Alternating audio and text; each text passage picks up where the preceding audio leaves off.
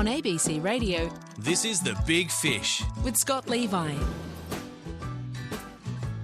Ahoy there, welcome aboard another edition of The Big Fish.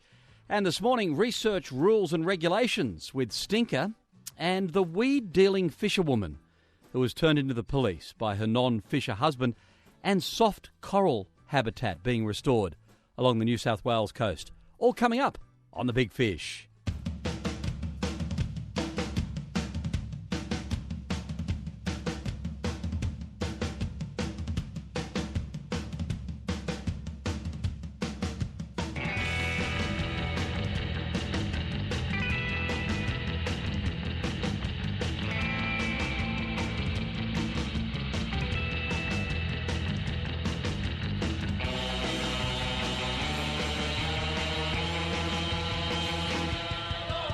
On The Big Fish, our first cast is with fishing jazz musician Dorian Mode, or should we say jazz musician who loves to fish.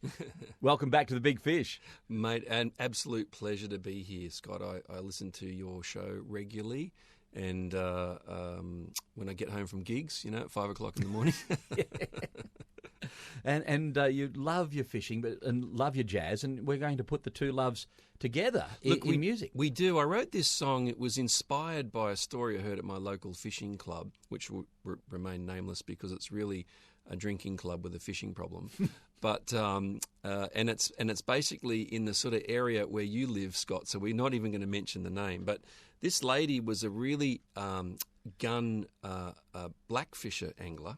And Ludwig, yeah, Ludwig, blackfish, yep, Ludwig, and but she had a reputation as being the biggest weed dealer in the fishing village, and of course you and I know, and the listeners will know, that to catch blackfish you need the best weed, and she would collect it from all the drains because it's very swampy around where you live, yeah, and she would collect it all from the drains. I don't know if it was tinted with a bit of sewage or what it was, but it was the gun weed. Yeah, the fish loved it. Yeah, but this is the danger of partners checking your phones, because it was very suspicious. Gary, Lynn's partner, kept hearing about these men kind of like talking to Lynn, wanting to meet her and come to the house. Pick up some weed. Pick up some weed, and he started checking her phone, and it was like, this weed is fantastic. Where can I get some more? And will you sell me some? And all that stuff. Anyway, eventually it was all cleared up, but she started, it was like an honour system. She'd have it in a garden gnome, where she'd have little bags of weed, and another garden gnome with a slit in its head where you'd put cash in, No one ever dudded her, apparently. Yeah. And like those little roadside stalls where you get vegetables from the side. Honesty box. Honesty box, is that what they call it? That's what they call it, the honesty box system. Yeah, so it was like an honesty box, Scott, where, like a roadside stall where someone would be selling pumpkins and they'd leave, $15 and 4 bottle tops, That's right. where they do that. But nobody dudded it. Everybody that bought the weed was really happy. They just were disappointed they couldn't get enough. And once Gary had realised what was happening, because she hadn't told him, because she'd been saving the money for pin money. Can you say that anymore, pin money? I'm not sure if you're allowed to say pin money. But she was saving it for a little holiday in the Gold Coast in a caravan park. So she was a weed mogul. She was the biggest weed dealer in X. Yeah, I can't say where in it my was. suburb near my place where. Yes. And I only just found out the other day that this is where the best weed was growing. Yes. Right under my nose. Yeah, right in the drains. And I know, right in near a club that I go to. Yeah, that's right. And yeah, easy. Yeah. But she kept that secret, and everyone kept that secret. Well, she particularly kept that secret for a long time. Yeah. And everyone wanted to know why she was winning all the comps, and how come people would fish in the same spot for blackfish, right? But and That's with right. weed. They like this weed. They like this particular weed. As I said, it must have been tainted with a little bit And I of think inside the estuary too, they've got so much time to taste and test, to sip it down. If you're fishing off the rocks or in the wash around some of the islands of Sydney Harbour where they get lots of Ludwig, there's a lot of movement. The fish just grab it. Yeah, but right. in the estuary, if it's quiet and still, or if you're in a quiet river, they come up and they taste it and they suck it in and take it down very gently. A little bit fussy. So they're actually tasting it. And hence the weed flies don't work well in my estuary, but they'll work well off the rocks or where there's a lot of current flow. Yeah, exactly. Because they don't have time to be fussy. That's right. They see a bit of weed, they eat it. But right. Where Lynn was fishing, they've got plenty of time to sniff it, to taste it, and then to swallow it. Exactly. That was so that inspired this song, which is written sort of in the sort of Randy Newman, sort of Dr. John New Orleans style. It's called Blackfish Lynn. So I've brought the grand piano in this morning. So, of course, it's against the union rules, musician union rules, to sing this early in the morning, Scott. But so bear with me, okay? Let's have a crack at this.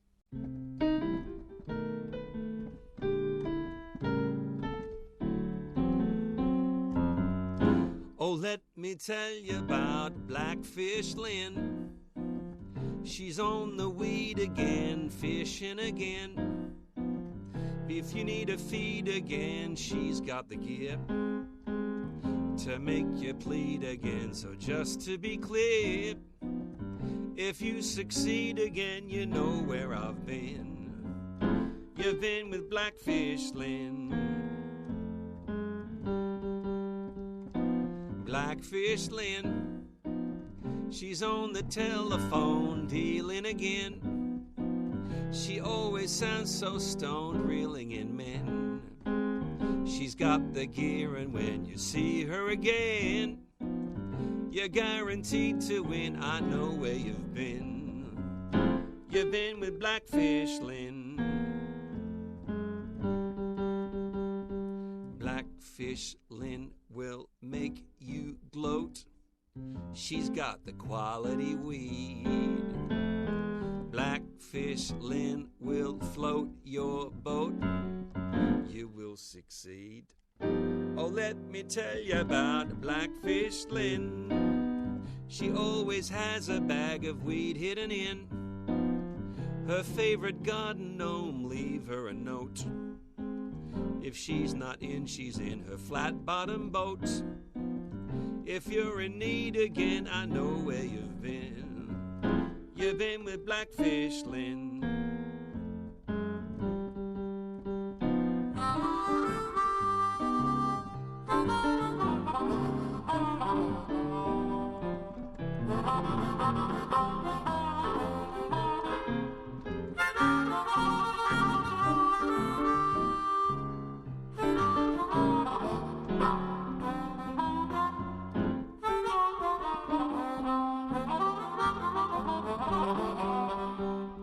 Blackfish Lynn will make you gloat. She's got the quality weed. Blackfish Lynn will float your boat. You will succeed. Let me tell you about Blackfish Lynn. She's got a bag of weed hidden in her favorite garden gnome. Leave her a note. If she's not in, she's in her flat-bottom boat. If you're in need again, I know where you've been. You've been with Blackfish Lynn.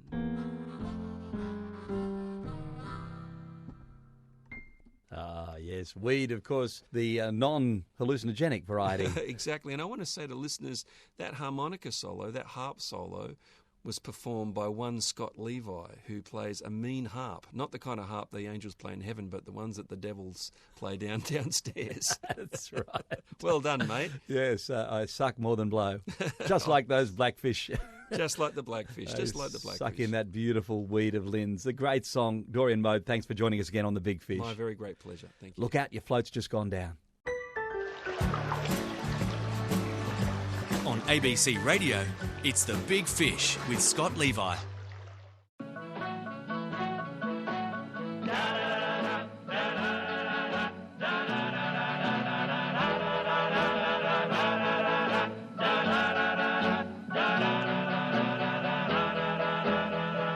Is it a salmon that comes in a can? No, no, no, no, no. Is it a flounder you fry in a pan? No, no, no, no, no. What is this new dance? I'm asking you, man. They call it the fish. Da da da da da da da da da. Is it a tuna you catch on a hook? No, no, no, no, no. Is it a minnow that swims in a brook? No, no, no, no, no. What is this rhythm that's making me cook? They call it the fish.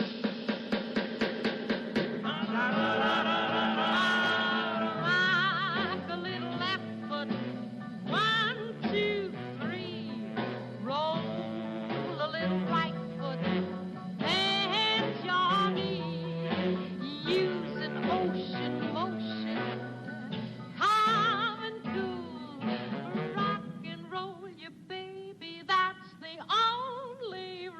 Am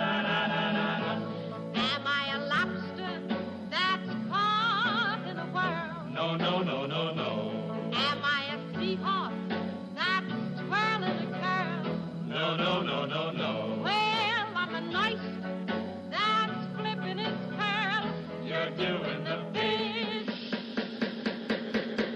Rock a little left foot. Roll a little right foot. Use an ocean motion. Rock and roll your baby, that's the only rule. Am I a lobster that's caught in a whirl? No, no, no, no, no. Am I a seahorse that's twirling a curl? No, no, no, no, no. Well, I'm a oyster that's flipping its pearl. You're doing the fish.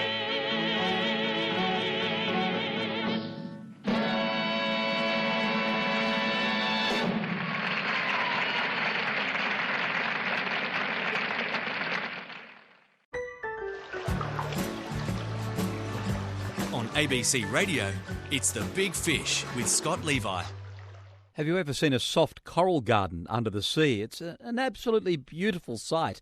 Sadly, soft corals off the New South Wales Central Coast and in the Port Stephens area are in sharp decline, and our scientists are working hard with New South Wales Fisheries to bring the gardens back because it's a brilliant fish habitat.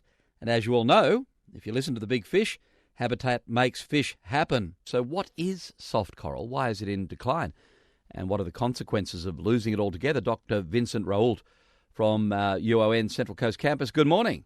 Good morning. You've just done a study on this soft coral with some disturbing results. Firstly, what is it? So it's soft coral. So it's closely related to your hard corals, which you'd find on the Great Barrier Reef, but they don't have that hard coral skeleton that they build off of. And so they have this appearance that looks very much like a cauliflower.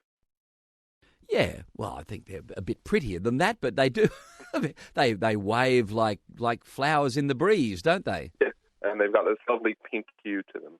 Yeah, and some of the photos, we're going to put up some of Dave Harasti's photos, a wonderful marine scientist from up Port Stephens way, of them with bright yellow seahorses living inside their fronds, and they're just absolutely gorgeous.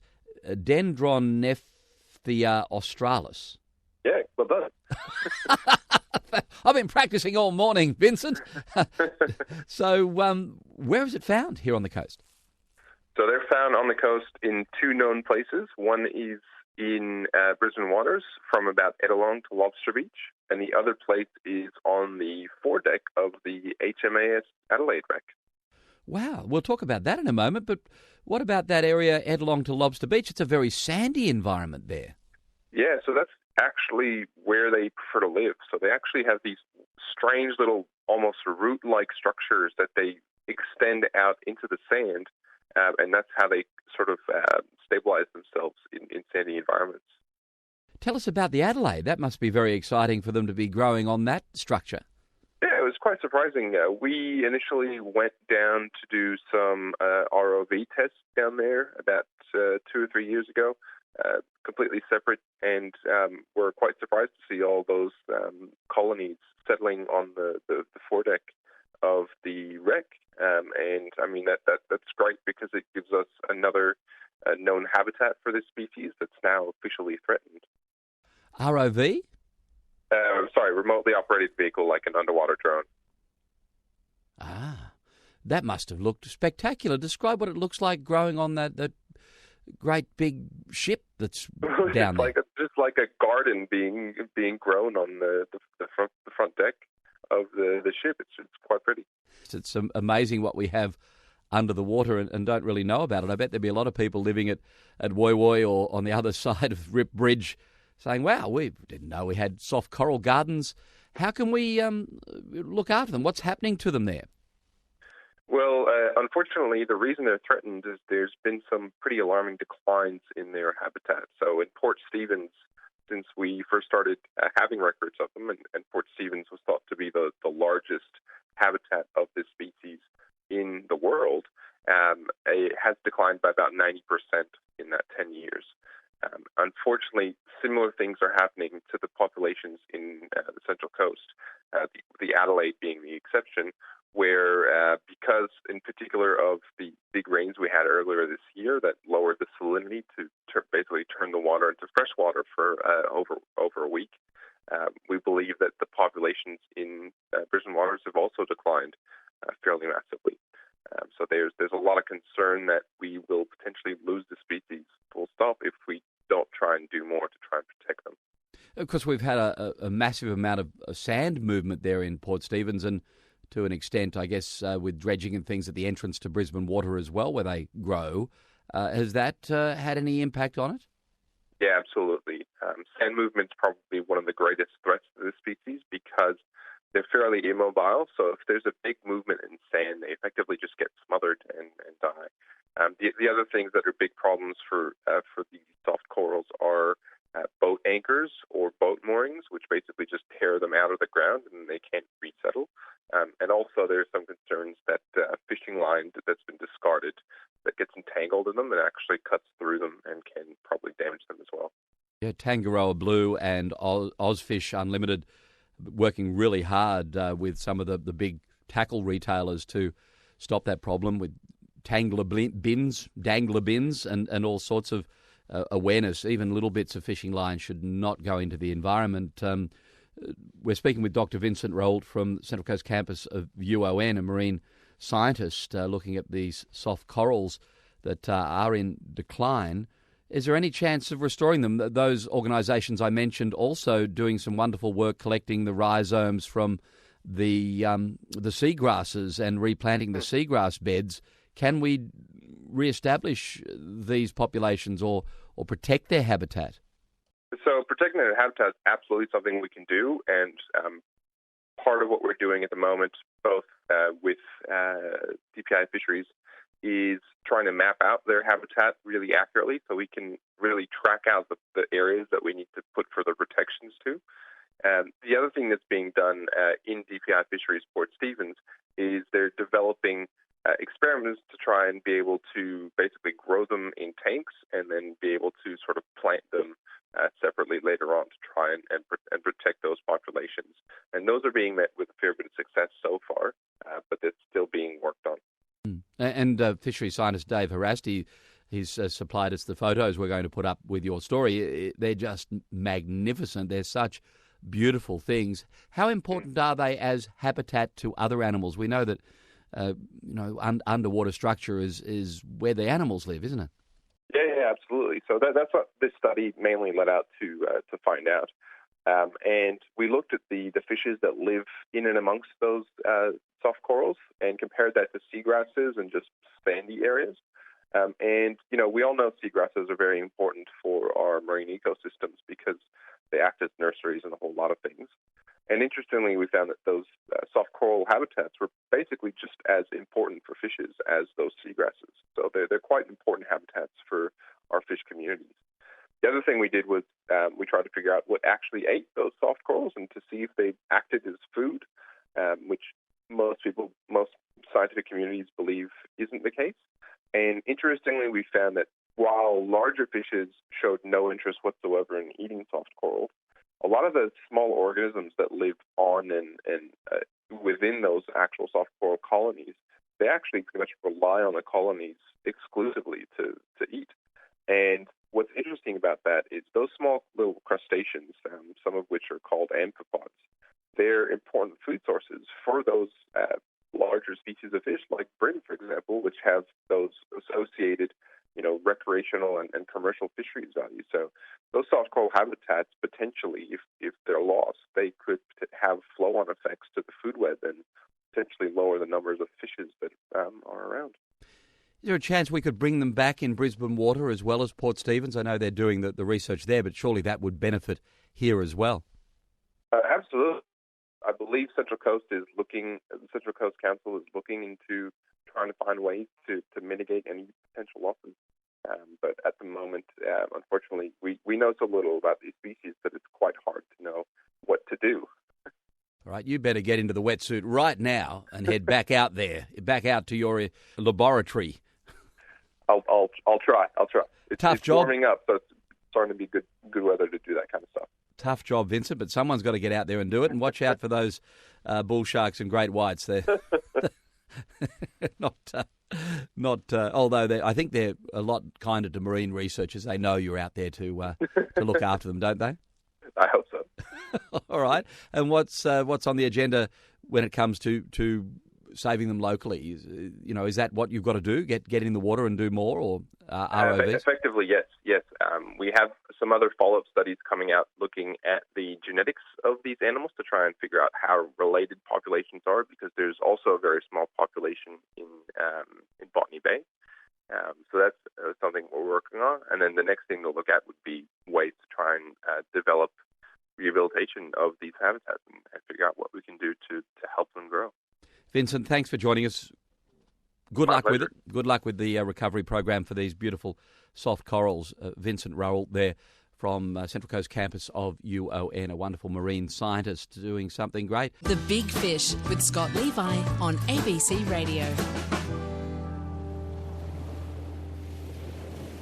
And if you want to see what the soft coral gardens look like, then go to ABC Online. Just search Saving Central Coast Soft Coral Gardens.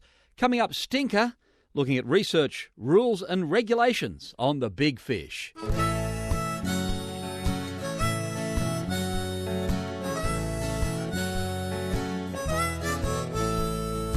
family were whinging, Dad, you let yourself go.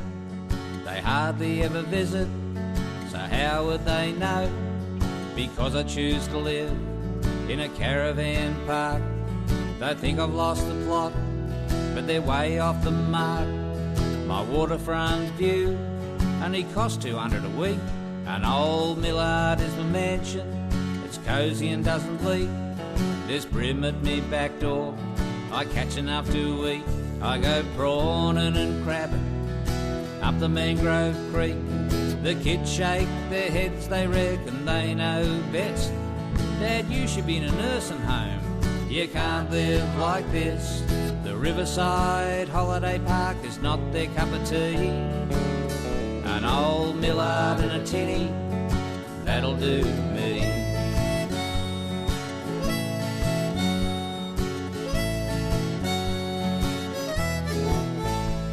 They reckon I got no social life, but that's far from true. There's Filthy Phil and Neb, the happy hour crew. Cold beers under the fig tree, prawns in the ice tub. On Friday we get the courtesy bus to the raffles at the club. They look down their noses, they think I'm trailer trash, because I clean the toilets to make some extra cash. They said, what if you get sick and need medical attention? I said, you can call me an ambulance, it's covered in me pension. The kids shake their heads, they reckon they know best. Dad, you should be in a nursing home, you can't live like this. The Riverside Holiday Park is not their cup of tea.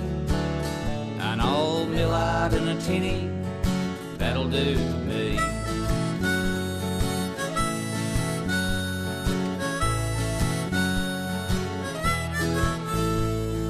When the time comes, I finally have to go. Just slide me into the river, tie a crap out of me toes. There'll be no need for sadness, no need to grieve. Just check me next morning, the muddies are on me. The kids shake their heads, they reckon they know best. Dad, you should be in a nursing home, you can't live like this. The Riverside Holiday Park is not their cup of tea. An old Millard and a tinny, that'll do me. An old Millard and a tinny, that'll do me.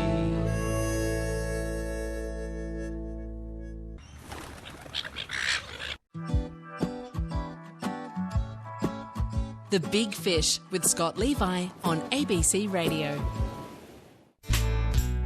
Here comes Stinker with his fishing tips. Some hot advice for your fishing trip. Where to find them? What's the bait? Are you catching any, mate? Good morning, Stinker. Hey, g'day, Scott. Yeah, Stinker's mailbag to kick off. Some very interesting correspondence about the distribution of the snub-nosed garfish. Gee, we cover some water on this program, don't we? Oh, we do, and I encourage it. I get a lot of emails, really encouraging, positive emails, which give me a lot of information that I was unaware of. So keep it coming. I answer all my emails, and because I'm very pleased to get them. This one from Brett, and you got back to him, and he was talking about the snub-nosed gar on the Tweed, or the Tweed snubby, up to 250 grams, a big fish. Also called bay gar, you were saying, and this is what Brett had to say. G'day, Stinker. I don't know if anyone got back to you with this concerning the distribution of snub-nosed garfish in New South Wales, but he's saying that they're caught around Yamba in the salt water. The biggest snub-nosed gar are caught in the salt water around Yamba. They come down from the upper reaches of the fresh water. He said it's a bit of a secret. The people who catch them don't want too many to know about it because they're delectable. And so that means they're in the Clarence for sure. Well, that's great news. Well, you would assume if they're in the Clarence and they're in the Tweed, they'd be in the river systems, the Evans and the Richmond, the systems in between those two river systems. So, yeah, well, it sounds to me like that particular fish is only to be found in the far north coast.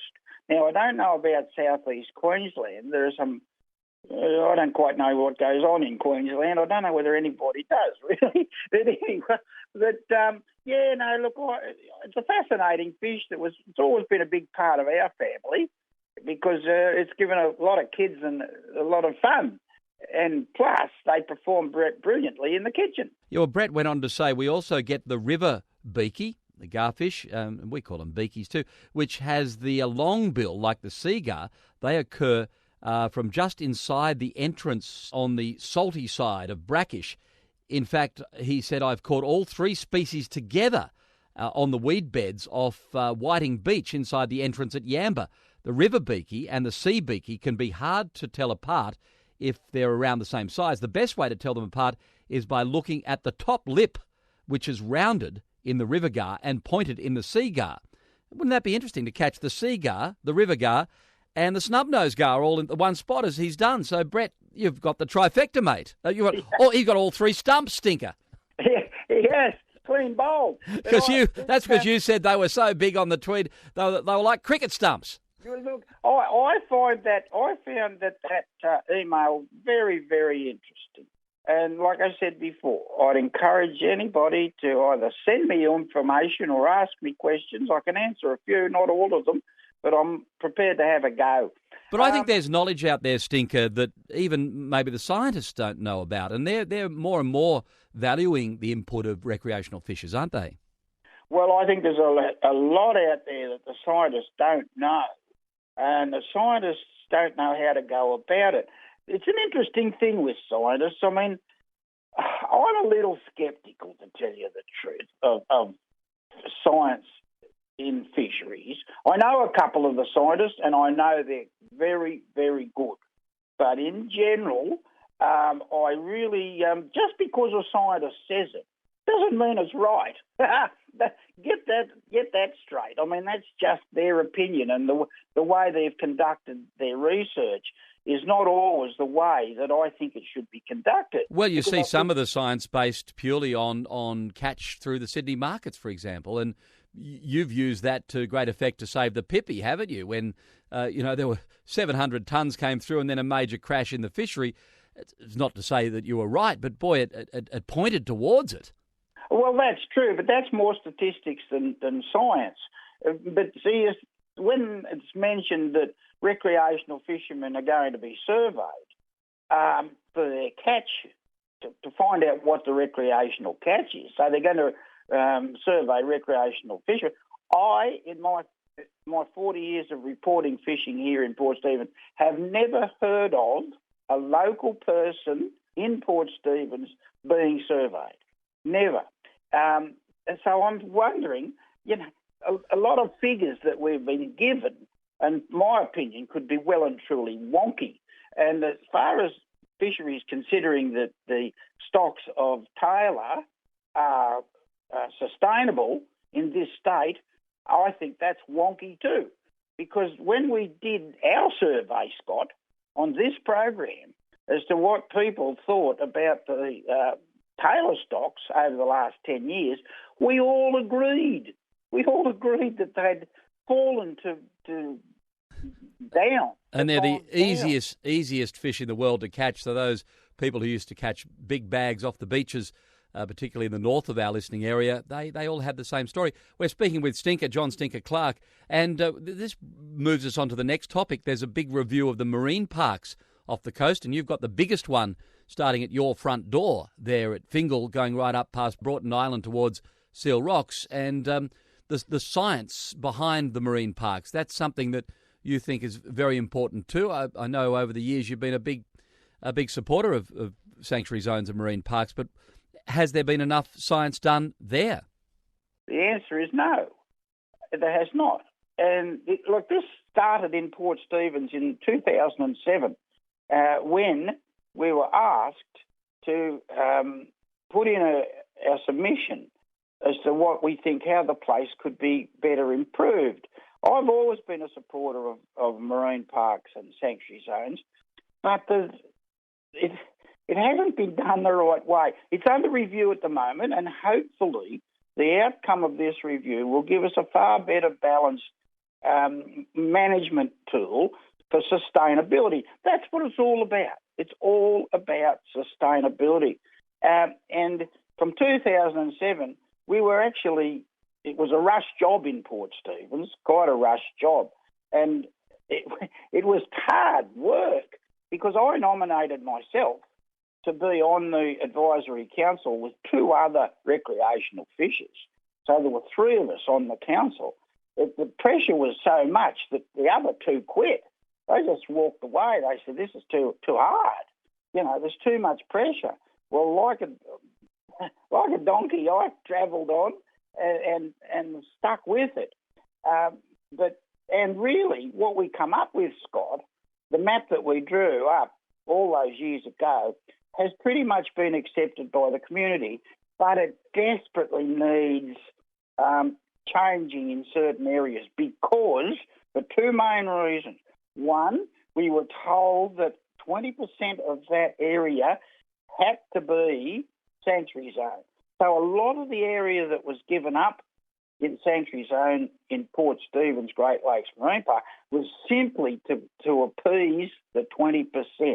So that's baseless. Yeah, there's not much science in that, but Neil. You being part of the process meant that you could sort of say, well, at least look at it from a recreational angler's perspective, could you? And say, well, this area's maybe hard to access or dangerous, so perhaps that would be a good bit to give up, sort of thing. Well, that was what we did. We sort of gave up, I gave up lots of areas that really weren't fished, that satisfied the criteria but didn't impact greatly on recreational and commercial fishers. I mean, it was bizarre. The other point that really was told to us and basically the rules that we had to play was that anywhere that a grey nurse shark went, well, no one else could go. Well, that's all nonsense too. So basically, so now we've realised that the information we got in 2007 wasn't accurate, and it was dead set misleading. But it's still important to fish using the appropriate methods where grey nurse sharks are. I mean, that's a management tool, isn't it, to look after them? Because it's a bad look when you see wire and hooks hanging out of them. Well, I think that needs to be addressed too, Scott. I went and saw the chief scientist at Taylor's Beach here in Port Stephens, and I said to that chief scientist, please convince me, or I'm all ears, show me that recreational fishermen are a threat to the existence and the population of grey nurse shark. and he couldn't. He didn't get to first base.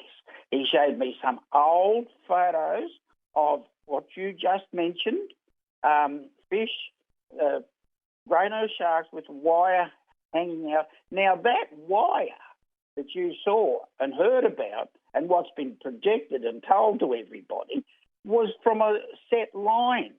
Set liners were targeting... That's right, and that was a good change of policy, wasn't it, to stop that set lining overnight practice? Exactly. And that was a good proactive change of policy because that was really targeting them. They were very susceptible to that.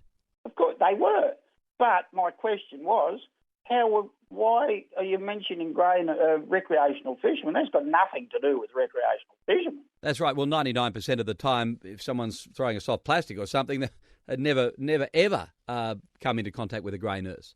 I'd say 100% of the time. Yes, that's right. Pretty much impossible. And so really, I think that's a bit of a furphy. The whole thing's a furphy. Do you think that, some of the scientists are really keen anglers? Do you think they're being listened to because they really understand how manageable recreational fishing could be? And you've got recreational anglers crying out for better protections for the turtles, better protections for the big breeding flathead and things.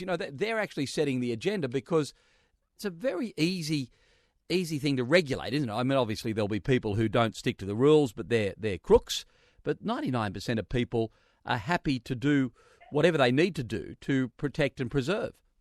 I think the most valuable information that can be gathered by New South Wales fisheries is from people who are on the water and actively involved, rather than surveys that are of no value, in my opinion.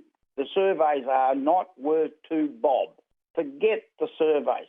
If you want to do something accurate, you want to get some accurate information, go and interview and talk to tackle shop owners. Go and talk to commercial and recreational fishermen. Go to fishing clubs and talk to them.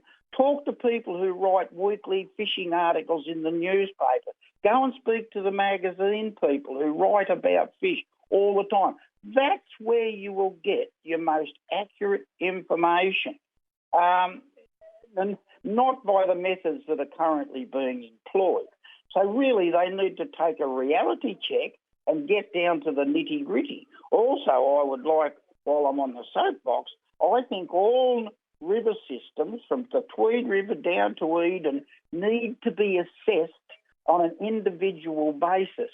That means you need to send probably 3 or 4 people from fisheries up to the Tweed River and say, let's have a very, very close look at the sustainability of fishing in this system, so that system could be totally different from Port Stephens, which it is. So you can't have the same rules that govern Port Stephens that govern the Tweed River, because they're totally different systems and they're under totally different pressures. You've got to really, it's what's called common sense and logic. That's what it's called. I think the bottom line of all of this is sustainability, isn't it? That's the question that needs to be asked around every fishery, whether commercial or recreational or spearfishing or whatever it may be. And it's been a little sad to hear all of these interviews about this, hundreds and hundreds of millions of dollars going into the Sydney fish markets, and not one of the commentators said, are we selling sustainable seafood? Yeah. I mean, that sustainability is what it's all about. It's about water quality. It's about protection of habitat. Also, then, of course, fisheries must put rules and regulations in that protect certain species. Now, flathead, the latest that they've done with dusky flathead is a very good move. That's an excellent move. Having a slot limit for dusky flathead, long overdue, but a very good move. So there's a tick. Fisheries get a tick from me, which is not that often. But now, the anglers have had to lobby hard to get the flathead protections in. Well, they shouldn't have had to. That's, again, logical. If you've got big female flathead full of eggs, they're better off in the water than in the frying pan. I mean, that doesn't take rocket science either. So that's flathead. But now we're sort of focusing our attention on mulloway. Now, recreational fishermen can take one mull away. Commercial fishermen can fill the back of their truck. Now, work that out. Something's got to change there. It's just crazy, isn't it? It's the same fish, regardless of what methods kill them. It's the same fish population that's under pressure or not doing too well. Correct. And so really it needs to have a serious review and say, right, well, here in Port Stephens, very interestingly, there's a jolly good population of mulloway. We don't seem to have any trouble at all catching mulloway here. We've got some wonderful spots that people can go and catch mulloway on a pretty regular basis. That's not counting the beaches, but I'm just talking inside the port. We're not short of mulloway, but those that target mulloway regularly tell me that the quality, the size of the fish over the last 10 years have definitely declined. The numbers are good, but the size of the fish have declined. So all this needs to be taken into account. So I don't know where the New South Wales fisheries are getting their information that the mulloway is under pressure. I don't know, because they're not under pressure in Port Stephens, but they're obviously under pressure somewhere else, but I don't know where that somewhere else is. It's Stinker on The Big Fish. We're trying to solve the big problems of fisheries management. It is a big issue, but certainly we can see good examples and bad examples as well, can't we? There's a lot to be learnt from some of the other jurisdictions. Well, I don't know. The other states, it seems to me the other states are far more proactive than New South Wales. New South Wales is a bit slow. I mean, to get witches' hats, there's another thing. That I'm going to give another tick to fisheries in that they are hopefully phasing out witches' hats in Lake Macquarie. They should be phasing out witches' hats in New South Wales. New South Wales is the only state in Australia that permits witches' hats. Witches' hats are lethal. They're a deadly way to catch crabs, and there are other ways to catch crabs that are far, far more effective and don't have the side effects of witches' hats. And we've proved it in Port Stephens. You are not permitted in Port Stephens to use a witches' hat. And that was 6 years ago we brought that new rule in. And since then, we have not killed a turtle for 6 years. And prior to that, we haven't far too many turtle deaths. And it's a horrible thing to see, a turtle wrapped up in a witch's hat that's drowned. It's a horrible thing to see. And we've solved that problem. So, with that in mind, why don't New South Wales fisheries say, right, no more witches' hats in New South Wales? Queensland don't have witches' hats. Western Australia don't have witches' hats. They phased them out decades ago because they were seen as a lethal weapon, basically. Well, here's what they're doing, and they haven't signalled the end of witches' hats, but the Port Stephens experiment showing that crab fishers can get just as many crabs, maybe even more, in a safe way for the turtles, has led them to Lake Macquarie Crab Gear Exchange Days.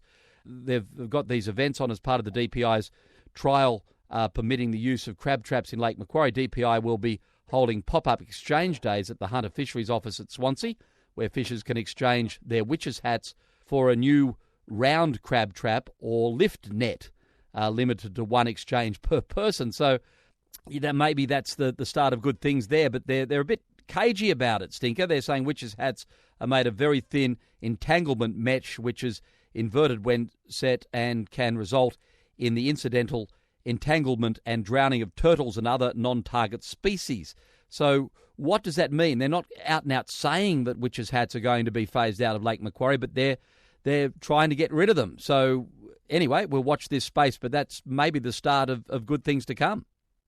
Well, see, in Lake Macquarie, the only way, now this is the idiocy of the whole thing. It's been proven Australian-wide that witches' hats are dangerous to the environment, to the creatures. I have numerous photographs of turtles that have drowned, and they're horrible.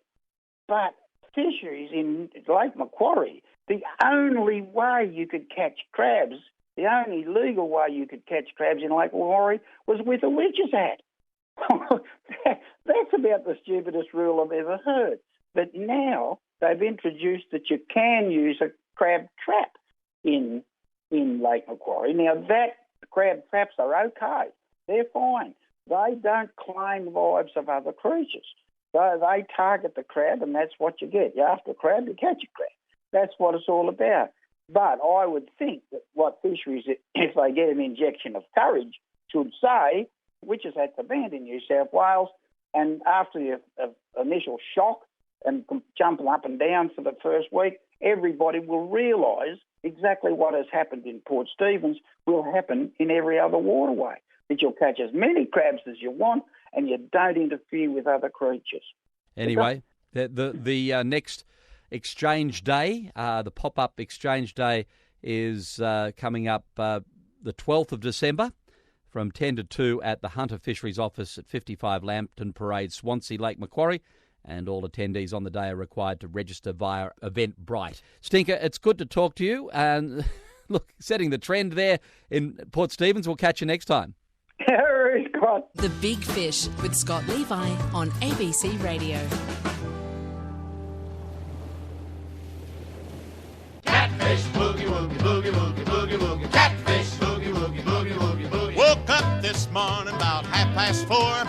Who'd I see tiptoeing across my floor? My ever-loving baby with a rod in her hand, heading for the creek called Catfish Land. She yelled at me and said, "Get up, son, come along with me and let's have some fun."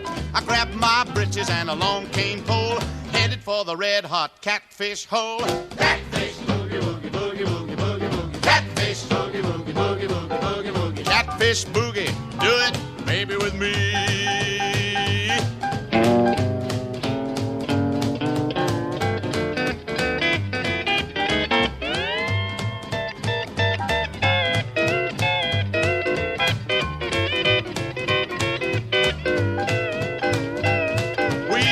Post-haste on the bank of the creek. Don't make no noise, don't even speak. She threaded a worm right on that hook and dropped it in the water in a shady nook. The bobber jumped when Mr. Whiskers hit. My gal flipped and throwed a fit. She pulled and tugged and yelled, "What's wrong?" I said, "Baby, he's a big and that cat's real gone." Catfish, boogie, boogie, boogie, boogie, boogie, boogie. Catfish, boogie, boogie, boogie, boogie, boogie, boogie. Catfish boogie, do it, baby, with me.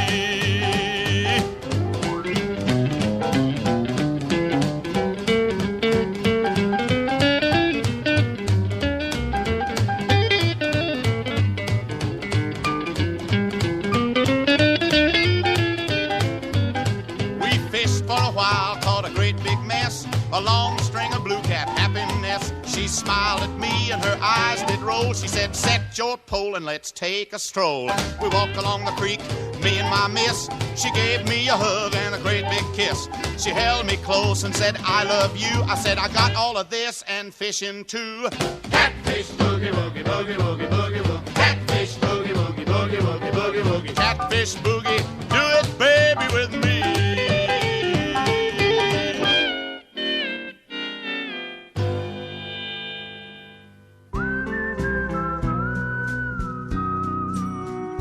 Time to weigh anchor on another edition of The Big Fish. Don't forget to catch the podcast. And if you'd like to drop us a line, thebigfish@your.abc.net.au. Catch you next time.